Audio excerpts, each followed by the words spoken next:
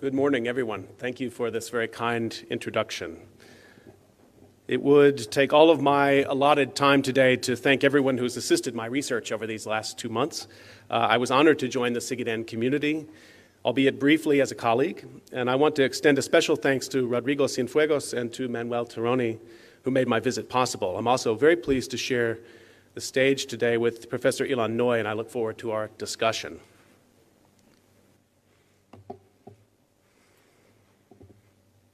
So let me take you to July of 2015.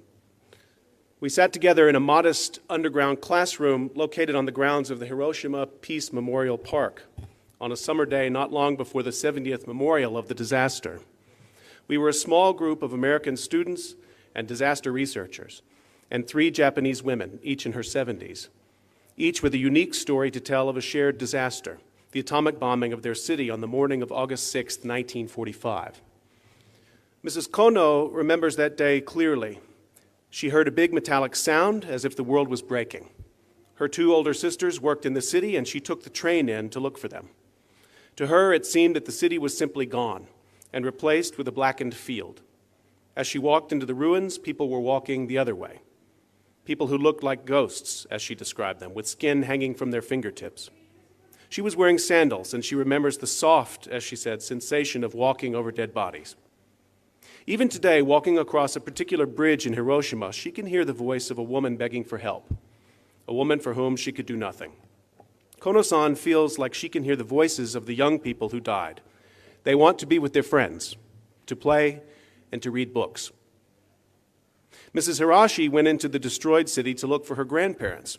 She was 6 years old. She accidentally walked over the neck of a dead body and apologized. She was asked by a burned person for some water. She brought her hands close to the lips of the victim, shook a few drops of water.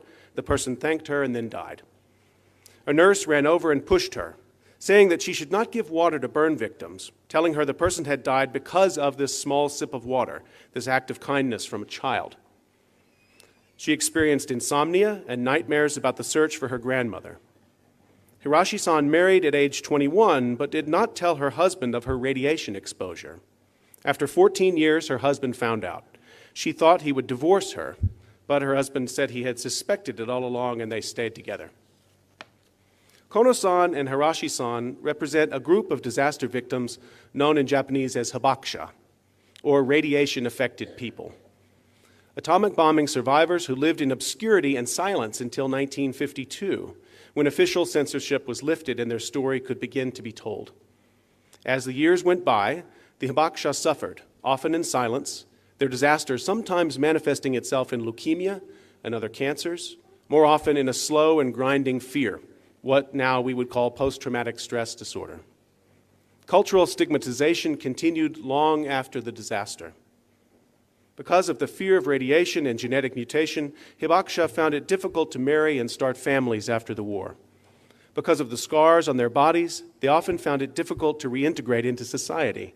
And because of the special attention paid to these 2 cities, Hiroshima and Nagasaki, they also faced a backlash among some of their fellow countrymen, people who felt they had received too much special attention in a nation that was full of war victims.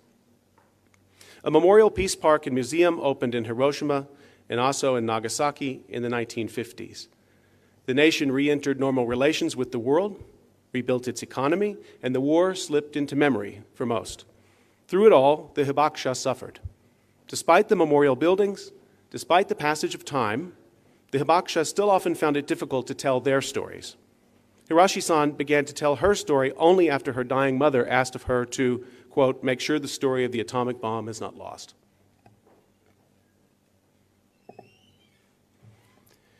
In March of 2011, with the triple disasters of Fukushima, the only nation to experience nuclear warfare now entered the small group to have also experienced a nuclear power disaster. Amidst the many pathways from Fukushima, one led back to 1945, traversing across 66 years of history. After Fukushima, many hibakusha from Hiroshima and Nagasaki began to speak out forcefully. Many traveled to Fukushima to offer aid and comfort to a new generation of hibakusha, those who had suffered radiation exposure from the nuclear power disaster. Their history became a ground for recovery. We might say that today we are far more enlightened about the mental health effects of disaster than people were after World War II. This may be true to some extent, yet polls of Fukushima radiation victims bear out a grim truth. A 2017 study indicated that 62% of Fukushima evacuees have experienced or witnessed bullying and discrimination for having been exposed. Mrs. Hirashi feels anger about the creation of the Fukushima Daiichi nuclear power plant, and she feels sorrow for the accident. She sees what she calls a heartless similarity between her experience and those of the new hibakusha. The Great East Japan earthquake and Fukushima nuclear disaster revealed that not only was Japan poorly prepared for such a combination of events, but that in crucial ways the nation had not yet reckoned with its nuclear past. Indeed, the censorship and segregation of Hiroshima and Nagasaki victims, especially enforced by the American occupying force after the war, led to the silencing of national discussion and debate, and delayed the healing that might have taken place in that moment.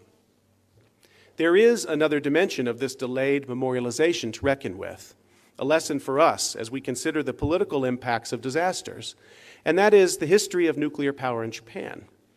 In the 1960s and 1970s, when the first nuclear power plants were built in the country, this brutal history with nuclear radiation was not available as a cultural or a political force that might have slowed down, urged caution, or shaped the nuclear regulatory apparatus. What historians now call a myth of safety emerged in Japan in those decades, a carefully crafted narrative of hope and possibility delivered by nuclear power, a palliative offered against the dark side of nuclear weapons. Reflecting on this history in the days after the Fukushima disaster, Nagasaki bombing victim Hirotami Yamada observed that the bureaucracy, industry, and the media were able to shut our eyes to the dangers of nuclear power. We let them fool us, even in this country that was the victim of the atomic bomb. Nagasaki bombing survivor Masahito Hirose put it in a different context, asking, is it Japan's fate to repeatedly serve as a warning to the world about the dangers of radiation?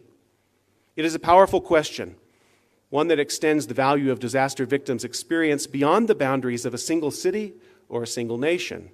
Hirose-san's question becomes one of a struggle, a form of victim-led protest to avoid the replication of his experience anywhere in the world. Hirose-san is also describing what many disaster researchers now term slow disaster. The traditional definition describes an overwhelming event delimited by spatio-temporal limits that are tightly bounded with clear cause and effect relationships. This is the way we've often thought about disaster. Slow disaster is a way to think about disasters not as discrete events, but as long-term processes linked across time. The slow disaster stretches both back in time and forward across generations to indeterminate points, punctuated by moments we have traditionally conceptualized as disaster, but in fact claiming much more life, health, mental health, and wealth across time than we generally calculate. The slow disaster is the time scale at which technological systems decay and post-traumatic stress grinds its victims.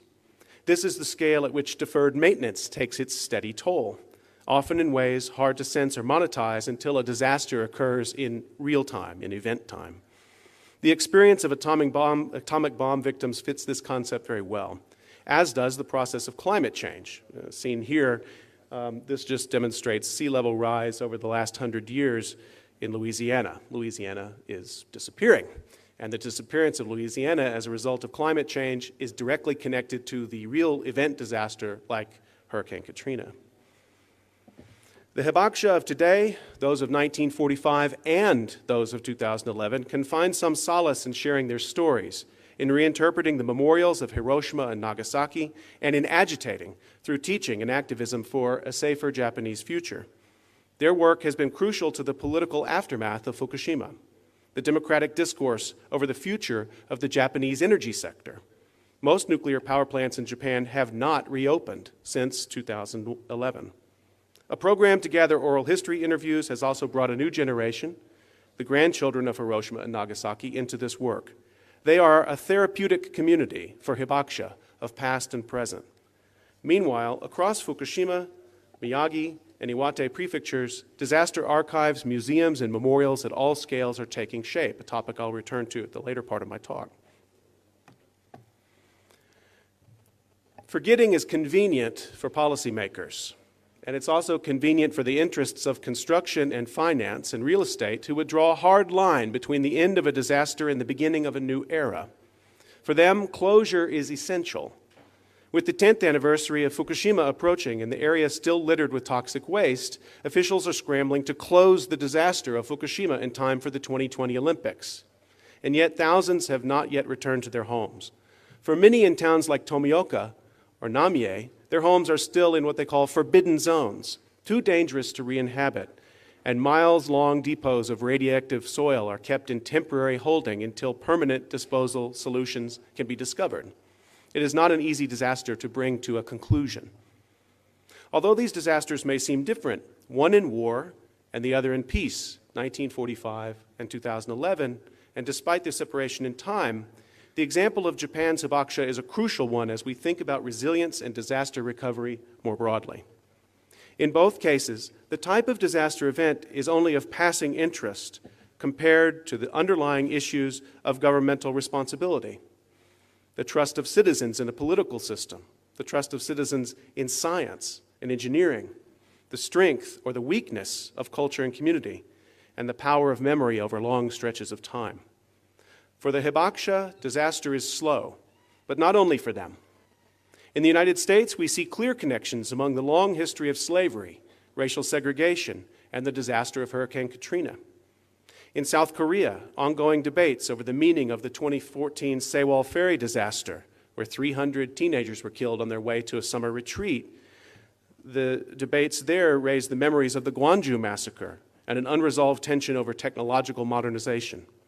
In Chile, in my time here over these past 2 months, I've learned about the ongoing struggle to grapple with the crimes of the Pinochet military regime and to create spaces of memory and discussion that can strengthen democratic practice today. Remembering is often inconvenient, but historical memory is the ground upon which any future disaster resilience in Japan, or anywhere else in the world for that matter, will be forged. To put it more succinctly, Kono-san tells us that to look back to the past is to take responsibility for the future. I open my talk with this narrative of the struggle of the hibakusha because I want to think with you about the ways that post-disaster political realities are not predictable, but are in fact rooted in history. The extreme backlash against nuclear power and the rediscovery of the hibakusha of Hiroshima and Nagasaki should have been easily foreseeable realities in post-Fukushima Japan. But the distance of time and the politics of forgetting had made them difficult to imagine before they surfaced in 2011. The past caught up with the present, and the result was felt in the political moment of disaster recovery. As nations make sense of disasters, as officials reckon with the social and economic impacts of disasters, and too often with the failures of infrastructures and emergency response plans, they invariably discuss the importance of learning from disaster. But this learning is too often limited to a brief after-action report with a very limited time frame, maybe just back to the last disaster, if that. Generals fighting the last war, they suffer from amnesia and a poverty of imagination that a deeper knowledge of history could prevent. I really sound like a history professor this morning, don't I? History is not a passive set of facts in dusty books. Disaster history and memorialization is also a form of civic practice, a mode of community action, and a tool for future disaster preparedness. It is, as such, crucial to the success of what we call resilience. There is too often a missed opportunity to use post-disaster memorialization, the creation of memory, as a tool of civil society development. This is a missed opportunity to tie disaster to post-disaster political effectiveness. In other words, the history of disaster and the politics of resilience are inextricably linked. The textbook definition of resilience usually reads something like the version I have put up for you here. The ability of a system, community, or society exposed to hazard to resist, absorb, accommodate, adapt to, transform, and recover from the effects of a hazard in a timely and efficient manner. This is the definition provided to us by the United Nations. At a surface reading, this may seem devoid of history, of political content, of any context whatsoever. But I'd ask you to think for a moment of the historical context in which the resilience enterprise was born. When this definition was formed, of the years in which it was given research and policy vitality. From the early days of the Cold War into the 1990s, even in nations not directly threatened by nuclear weapons, the specter of a bipolar geopolitics created the context for a command and control approach to disaster. It was a militarization of disaster preparedness and emergency management, evident in nations around the world, including Chile. In the United States, the civil defense juggernaut, the civil defense bureaucracy was costly and counterproductive.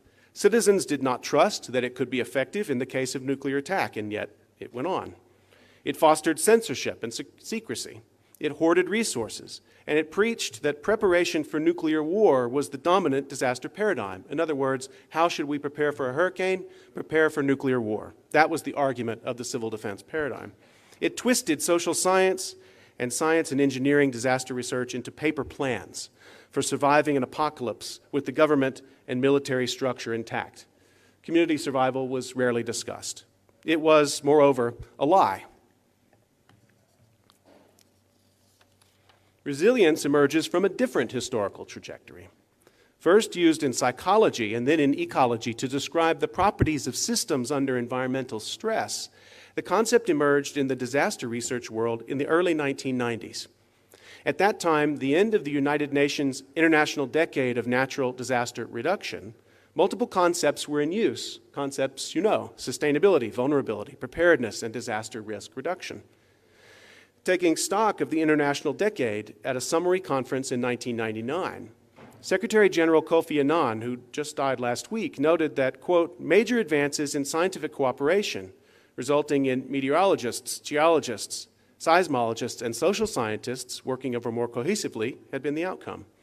He pointed to advances over those 10 years in risk governance, with governments, NGOs, and the private sector coming together to work with the scientific community on disaster reduction strategies.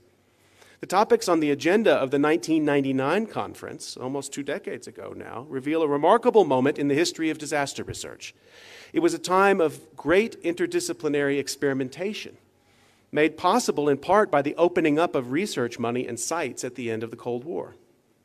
The 1999 UN conference that concluded the International Decade brought together the science and social science disciplines to discuss a wide array of issues, including public perception of disasters, education, economic impacts, many of the things we've seen on the slides that Rodrigo was showing a few moments ago, climate change, a new one, scientific and technological concerns, development and environmental concerns, and the disasters of the future. The consensus on climate change impacts and the clear relationship between natural disaster and risky land use practices, each of these would have been only speculative areas of research in the 1980s. In the 1990s, however, governments were free now to move research funding into areas that had been underfunded for decades. It was indeed a remarkable liberation moment, with democracy movements taking form in Eastern Europe, South Korea, and Chile, to name just a few places. This movement away from the mutually assured destruction of the Cold War and the military regimes of developing nations actually provided the context within which the disaster resilience concept we now use took shape. By the time the United Nations International Strategy for Disaster Reduction was founded and the Hyogo framework was drafted in 2005, resilience had already become the dominant concept.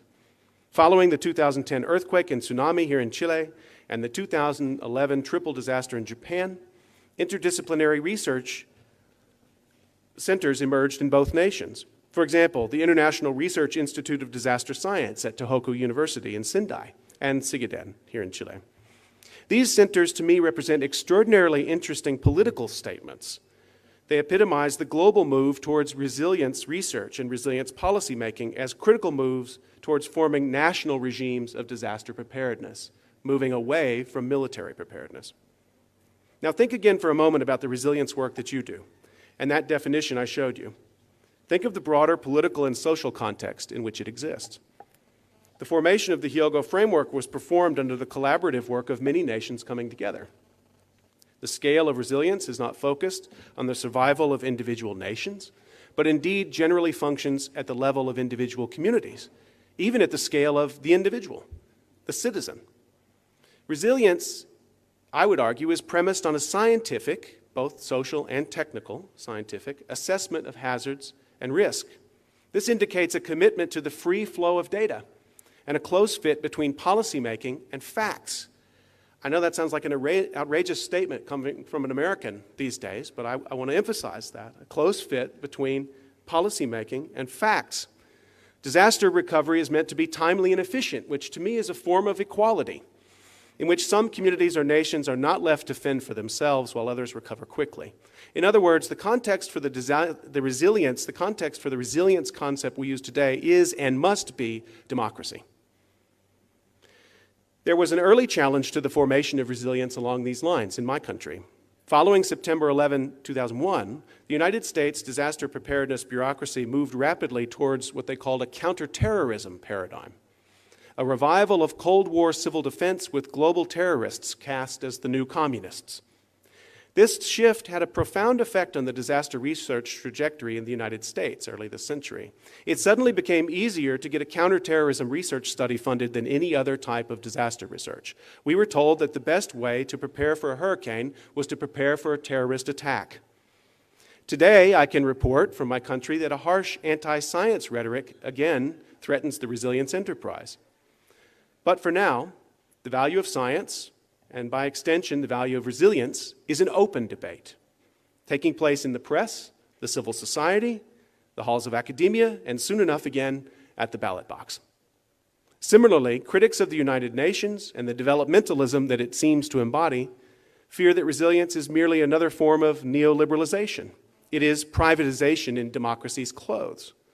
I believe we must be attentive to each of these arguments with forthright and ongoing debate about the context for resilience, the assumptions of its practitioners, and the ever-evolving conditions of its application. It is not a term devoid of historical context, no matter how authoritative its definition might look on the UN website. It is not devoid of historical context, and why would we want it to be? I want to turn now to a brief discussion with some specific examples of three methods that I've been researching as ways to ground resilience in history and in politics and policy. And these are three categories: investigation, the archive, and the memorial. And let me show you quite briefly some of the specific cases of this work.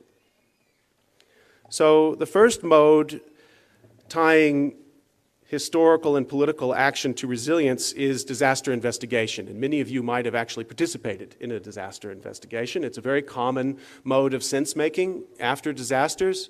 It's often mandated by law, but not always. I'll show you first here an example. This is where I started my research almost 20 years ago on the collapse of the World Trade Towers in New York City. And in fact, the major government agencies that might have been interested in the collapse of the trade towers at that time were focused on terrorism, and there was no formal investigation planned. Why had the two towers collapsed? After all, the answer in those days was terrorists tore down the buildings.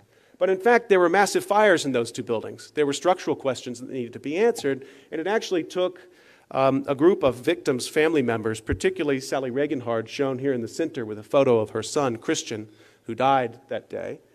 It took their moral authority, their expression of moral authority, to demand a technical investigation. And so the victims actually made common cause with fire protection and civil engineers who made a demand of the government to fund an investigation. And what it led to was the most actually highly funded post-disaster investigation in American history, the World Trade Center collapse investigation, which was carried out at one of our national laboratories. It was a remarkable study which resulted in 40 strong recommendations to the building trades and to engineering and architecture on how buildings can be made more safe in the future. So this mode of investigation actually brought victims' families, academic researchers, engineers together to try to push forward an agenda for safety. In South Korea, following the Sewol ferry disaster in 2014, we again see a case where the government was slow to push for any sort of formal investigation. A couple of small investigations were done. The government concluded that there was not much that could have been done to make the rescue effort, such as it was, better, and they moved on. But the victim families had a very different idea. And in fact, in very public ways, in the center of Seoul, they led a protest. Seen here, they ritually shaved off their hair, sat in the center of Seoul, and demanded action from the government. And what resulted was the formation of a major investigative commission, and now a second investigative commission. That's the Sewol Ferry, was actually raised because of citizen pressure, was raised from the bottom of the sea, the largest technological effort to raise a ship intact from the bottom of the ocean ever. Would not have happened without this combination of disaster researchers, engineers, public health officials, and the moral authority of victims in South Korea. So there's a space for us in investigation, and it's a space for coming together across social and technical disciplines. This last study that they did to try to, again, determine the exact cause for the sinking was inconclusive. It was inconclusive. So you might think, well, this was time poorly spent. But in fact, the families are pressing on, and the government has commissioned an additional investigation. And every time they do these investigations, they connect the technological and the bureaucratic and the policy history of Korea, in the marine safety sector in this case, to the present. They are forming an archive of knowledge which will be necessary for marine safety in the future, not just in Korea, but in Chile, in the United States, and around the world. The second area I'd like to bring to your attention is the disaster archive. And for me, a disaster archive is a basis for research, both social and technical. We have archives of disasters, but they're spread, just like our disciplines, they're spread across the academy, they're spread across the bureaucracy. We've not been attentive to creating archives which allow us to understand individual disasters or disasters linked over time. And I want to give you an example of how this might work. This is the warehouse of Mr. Honma in Ishinomaki, Japan. This is after the 2011 tsunami hit Ishinomaki. Ishinomaki was one of the most hardest hit areas. This is what the same areas looked like historically in the late 19th century and into the 20th century, where the Honma family actually opened a soy sauce factory you see there on the right. And we don't have time for me to point it out to you, but amongst that grouping of buildings is this warehouse. And actually, as it turns out, in Japan, these types of warehouses serve an important community function. They basically serve as community archives, records repositories, repositories of documents, photographs, legal histories, bureaucratic functions often held in private hands. And so this warehouse actually represented very important to the memory of Ishinomaki. Mr. Honma came back after the tsunami. All of the homes that had been built in the space that had been his family's soy sauce factory over the years had been destroyed. Everyone had been forced away. He alone returned, and he restored the warehouse. And the restoration of the warehouse was a profound moment. I had the opportunity to go there 3 times now. And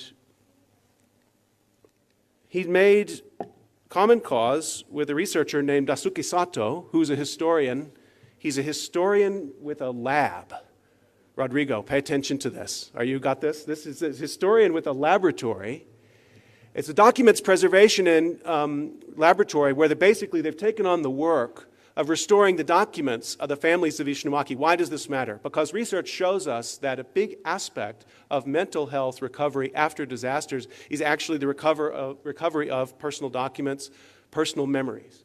We learned this actually after Kobe, the Kobe earthquake in 2015, and they applied that knowledge. A research group in Kobe brought this to the attention of researchers in Sendai, and away they went to work. And so we have this very interesting combination between Daisuke Sato's laboratory, he's at Tohoku University, and Mr. Honma. And there's Honma-san and Sato-san and myself last summer in front of the restored Honma warehouse. And the Honma warehouse is now a records repository, a museum of the Honma family, but also a center for community involvement. They actually have an art space there now and a public forum space. So here we have an archive that's been created not only to collect information from the past, which is what we usually think an archive does, but as a center for community recovery and as a way to project forward knowledge which will be necessary. For example, don't build in this space. Right? This is an area of risk, right? So we're not going to build here. Then, in fact, they're building a memorial and a mitigation park here, which again is a lesson that can be learned. But the archive sits in the center of that activity. It is a place that we can go to understand that past and that future. The last example I want to give to you is the one we generally think about when we think about disaster history, and that's the memorial. And I'm tying education to memorial here, because we tend to think of memorials in this way. The September 11 New York Memorial here on the left, and the 27F Memorial here from Concepcion. I think there's some danger in limiting our thinking to these kinds of memorials. They're often very expensive. They're often built very rapidly without community engagement. I know that's the case in both of these. I've heard a lot about your 27F Memorial here and had the opportunity to go visit it last week. And the 27F Memorial, to me, much like the World Trade Center Memorial, almost feels like a memorial to buildings. The scale is wrong. The human aspect is not there. I have more to learn about this one, and I'm not an architect, so I have to be careful here. But what I would say is that, and I'll speak about the World Trade Center Memorial in New York, that memorial really almost makes a fetish of the buildings. And as you move through the memorial, you learn a lot about the twisting and the destruction of the steel. And the memorial takes you to the base where you can see what was the footprint of those buildings. But the human aspect and the process of community formation, which was very robust around victims' families agitating for mental health recovery and for change, as I showed you with Sally Regenhard, that's left out of this story. I think that's a missed opportunity. So I'd like to focus more attention on memorials and education activities like the work of Proyecto Memoria, which I've learned about in my time here in Chile. They're working in Concepcion, but in Chillán and other places around the country. Here they have a piece of the Alto Rio building, which they installed in the central square in Concepcion, mostly as an experiment to start a civil discourse about what kind of memorial there should be in Concepcion following the 2010 earthquake and tsunami. So their mode is to use some sort of physical artifact to inspire conversation and civil discourse. The memorial then is less about the building, and the memorial becomes about the discourse and what comes from that. Another method they've used is this hypocenter method, where they have happenings, basically. This one is in Chillán to remember the 1939 earthquake, which they do every year. It's followed by a bike ride and a walk through the city, and then some sort of public ceremony in front of the cathedral and the formal memorial there in Chillán. I think we have a lot to learn in the United States from these kind of methods. In South Korea, they've interpreted the act of memorial in a slightly different way. This is the Daegu Safety Theme Park. The translation is maybe a little surprising, a theme park, but in fact it is. It's a disaster theme park, and when you go to South Korea, I encourage you to go here. Daegu is a place where they had a subway fire in the 1990s that killed over 100 people in a horrible accident. They have preserved the subway car, and so there's a memorial there in a traditional way, names on a wall, water, the traditional sort of architectural mode of disaster memorial, but they also have a training center there. And part of the training, if you want to do it, I found it terrifying personally, was to be in a subway car, and they black out the lights, and they fill it with smoke, non-toxic smoke, and they teach you how to escape from a subway car filling with smoke. So they use the memorial as a mode to bring you into what is a disaster training center. And it's full of teenagers who don't remember this disaster because they weren't alive for it. I have much more to learn about disaster memorialization in Chile, but I have to point out I was very much struck by a visit to Patio 29 and the role of disaster memorial also to not only mark a past, but to demonstrate justice delayed, the slow disaster of justice delay. In this particular case, to me, was really profound because you have the oldest form of memorialization available to us as a culture, the cemetery.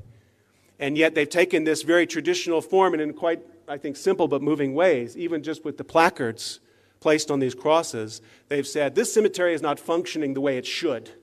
This memorial is not functioning the way that we expect it to function. It's raised as an open question, democracy deferred.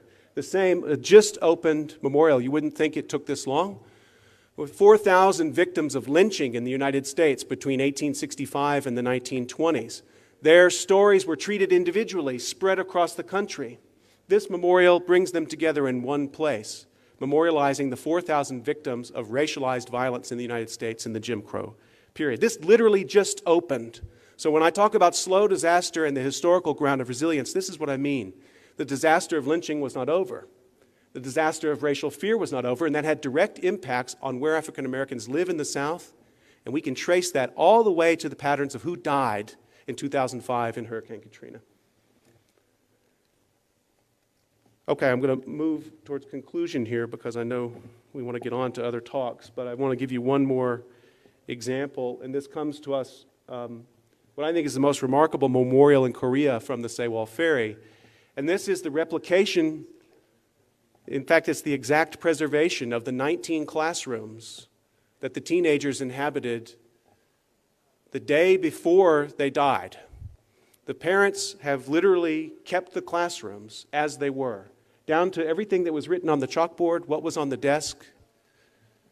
The only change that I've seen is the seat cushions that mothers have knitted. She's the representative of the family organization who I met.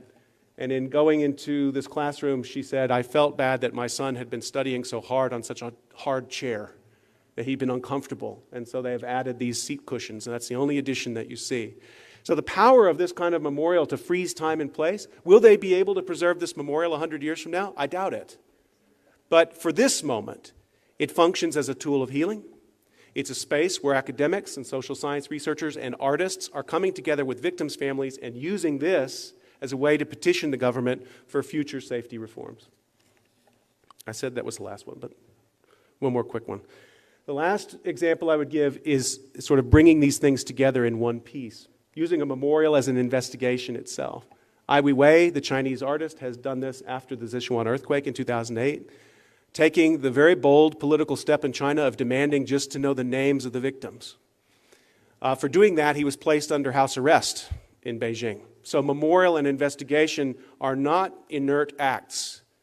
They're not passive. They can be very active and very politically provocative, and he brought this concept with him to Chile this summer. You may have seen at the archives his installation of the Life Jackets project, which is meant to be a statement about the dead of the Syrian refugee crisis. And so he brings this notion of loss and memorialization and investigation to these very public fora.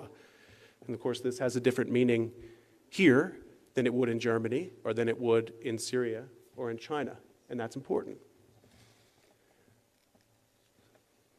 In these examples, I've hoped to demonstrate to you the work that disaster researchers from all fields could be participating in to enhance their connection with communities and bring resilience to the scale of individuals. Resilience is, after all, about people, or if it's not, we're just protecting buildings. These interventions are comparatively low cost and high impact.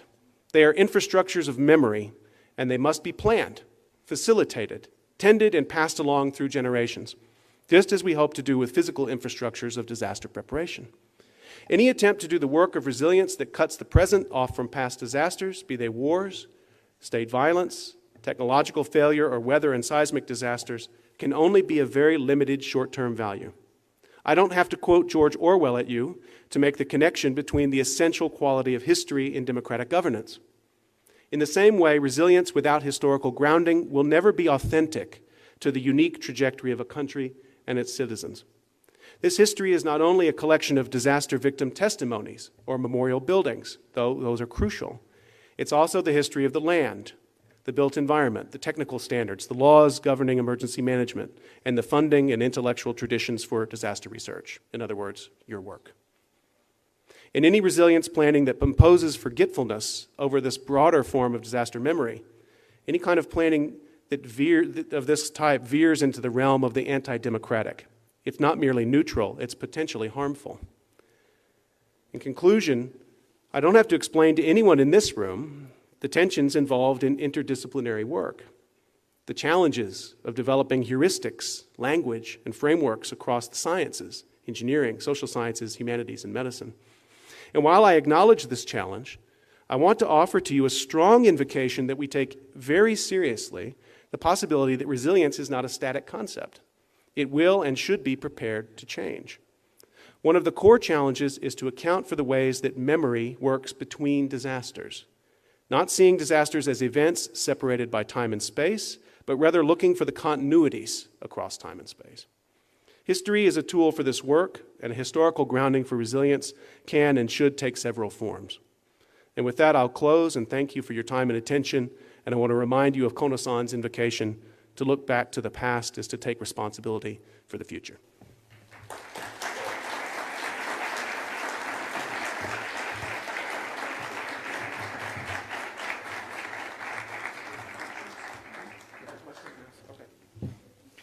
Agradecemos la presentación del señor Scott Knowles y le pedimos que permanezca en el podio para abrir los micrófonos y escuchar las preguntas del público.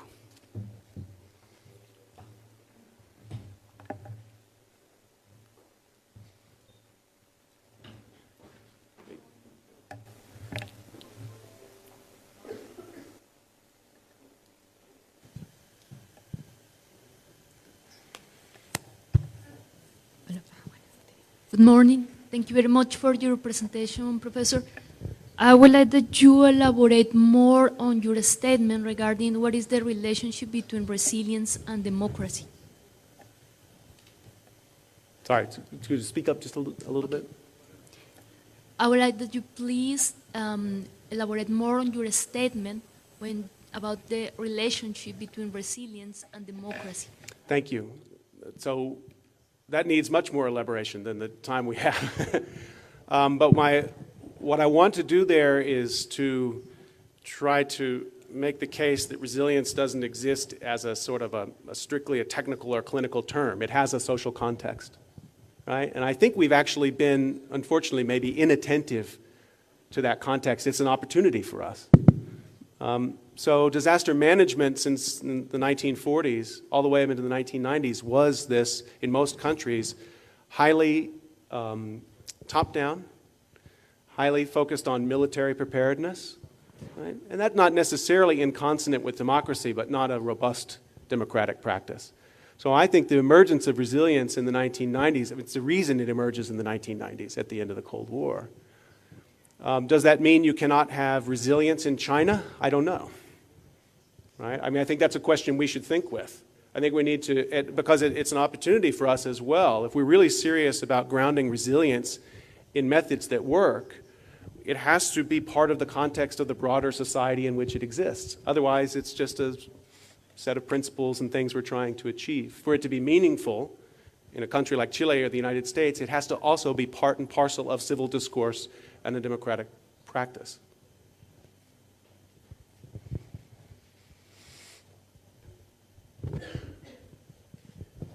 I should add to that, I don't mean that that doesn't mean that engineers and scientists shouldn't participate. In fact, the history of democracy in the United States and the history of democracy in Chile has a lot to do with the formation of engineering and scientific communities. Right? So I think it's actually an opportunity. It's another space where people across disciplines can come together. We can agree on the broader context within which we do our work.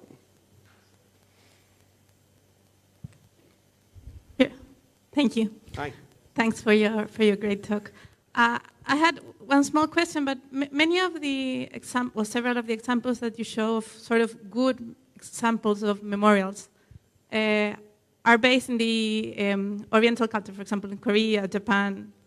Why is that? I mean, there are obviously cultural differences, but is there an historical reason? Is it only that they had more disasters and they had more time to learn, or can you identify other reasons why they have that better grasp of how memorial should be done?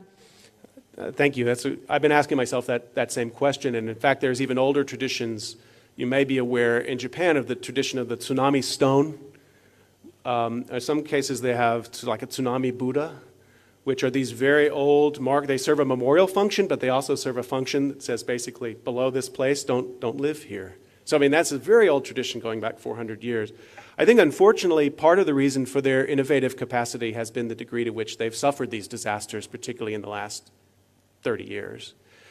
I think also, though, there's been a transformation not only in Asia, but we've seen this in the United States, and I think perhaps here in Chile as well, that starting in the 1990s, the state has taken on a much larger role in centralizing disaster memorials. That's something that throughout history was very decentralized and very much at the community level. And now we've seen much more emphasis on, so in Korea, for example, following the Daegu subway fire, it actually became a function of the central state after they did their investigation, created their archive, to then form a memorial. All right, so that's a place for policy innovation, and I actually would argue I'm not sure yet of the situation here, but in the United States, we're trying to move that into sort of policy to say after the disaster occurs, there should also be a space for, and money, for memorial, not only physical memorial, but memorial as, in the case of Daegu, training. So we use the memorial as a site not only to bring people together to grieve, to comfort each other and to recover, but also to learn and to do these multiple functions at once. And I agree with you. I think Japan and South Korea are leading in this regard with state funding. I think in Chile I've seen a lot of private activities, like Proyecto Memoria is one example I showed, where you have people coming together. But it's not yet funded by the central state. And the same is true in the United States. We're not there yet. Thank you. Hello. I think the talk was really nice, actually.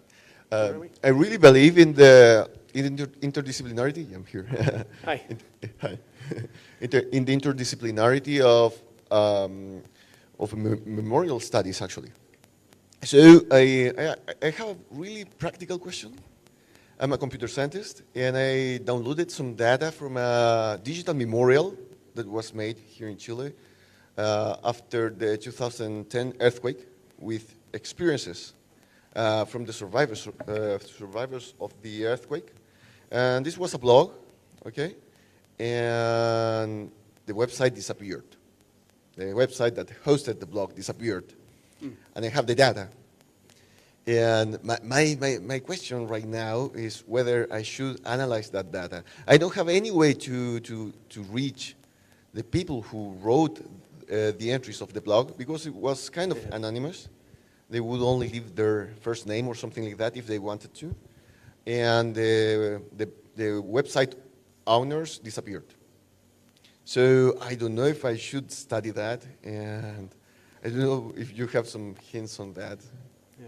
It's a very difficult problem, actually. Thank you for asking a very concrete, complicated method question. This is great.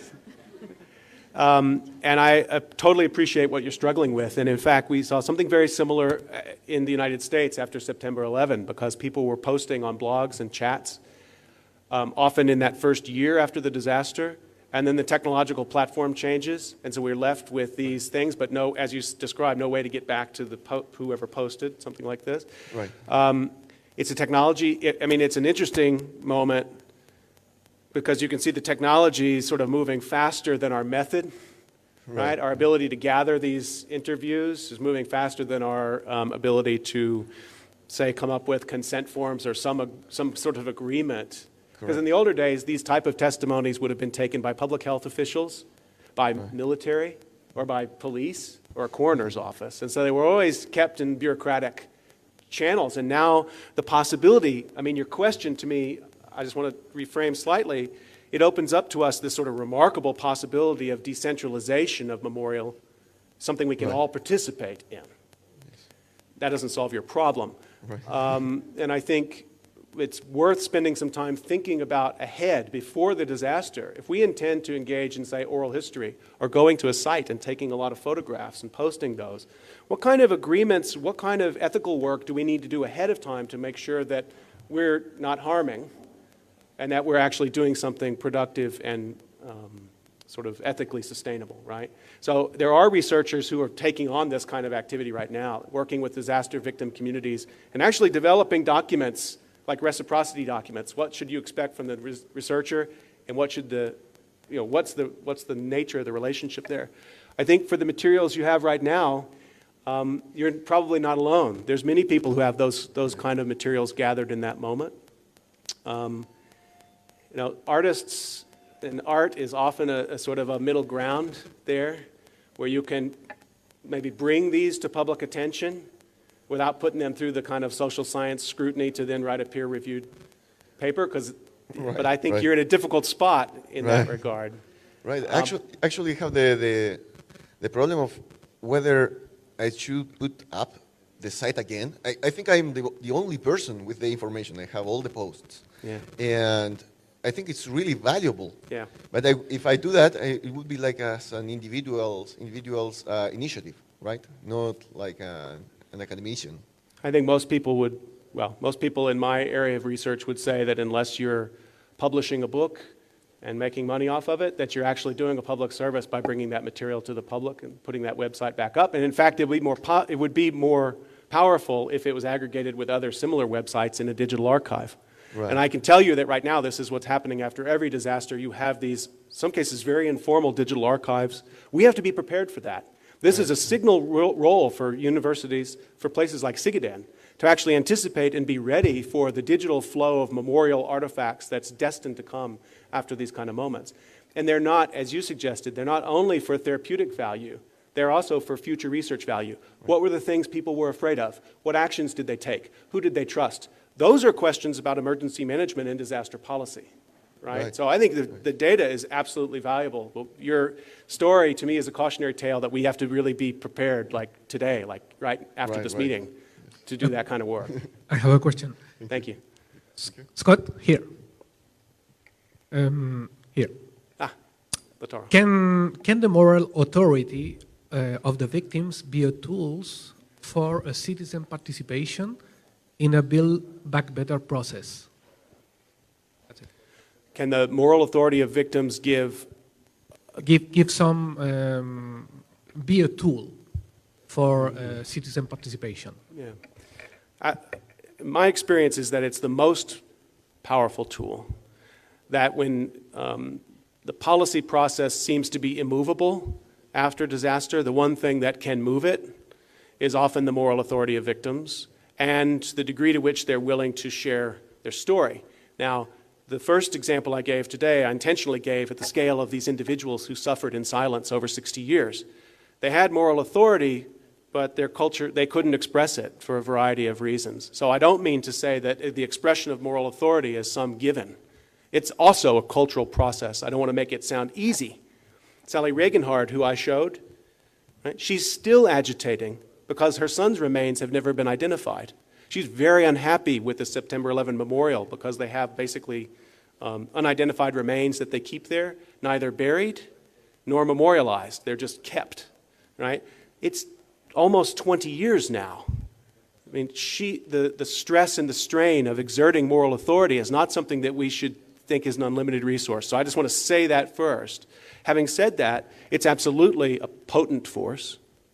And it's not just a potent force for the redress of grievances, right? I think you can see in many, hopefully in the examples I show, that many victims' families then, after investigations are complete, I've learned from them, then they pivot to be the ones to form the archive and to form the memorial space. And the formation of the memorial space doesn't just have to be a major museum. It can take many different forms. For example, a Build Back Better process. Absolutely, they will have a seat at that table. Sally Regenhard, for example, was on a major technical commission. It was a fascinating story. I don't have time to tell you all about at the moment, but it was basically 12 engineers and Sally. And they were determining what the future safety codes should be for high-rise buildings in the United States. That's a remarkable moment. You talk about Build Back Better. When you have the mother in the room, she had to get a crash course in engineering so that she could participate, but she didn't have to be a degreed engineer to have a moral authority and force in the room. That, to me, is a perfect example of the kind of coming together that we need. And we need to know that story so that other victims' family members and other communities know that that's possible. I mean, I think that's where this connection back to history is, to me, very relevant. We have to document that and make that story available to people in Chile, in the United States, in South Korea, Japan, Indonesia, wherever.